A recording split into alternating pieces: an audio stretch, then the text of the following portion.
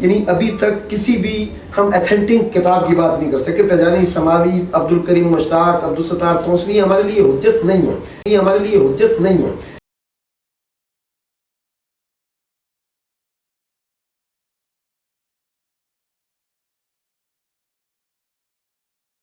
ایک سوال ذہن میں دوسرا آ رہا ہے کہ آپ کی کتاب ہے روضہ کافی،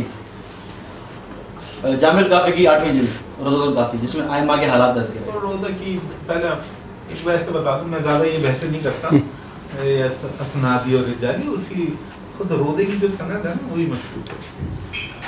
شیخ یعقوب بن الکلینی کی طرف اس کی اسنادی مخدوش ہے. یہ آپ کے نزدیک اصول اربعہ میں شمار ہوتی ہے اور انہی سے ہی آپ. ارے آغا سن تو نہیں میری بات، میں آپ کی بات سمجھ گیا.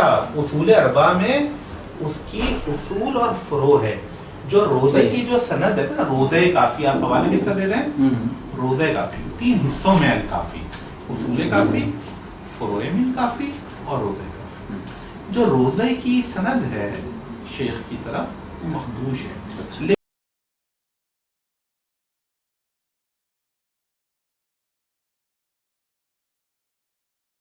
یہ جو سلیم بن قیس کی کتاب ہے وہ ہے جی جی ہاں بے سند کتاب. اچھا سیدنا علی سے ڈاکٹر کر رہے ہیں. آپ بات ہی نہیں سمجھے، آپ بات میں ایک ریکارڈ پہ کر رہا ہوں. ایک بات، وہ کیا سند کی بات کر رہے ہیں؟ سلیم بن قیس ثقہ ہے.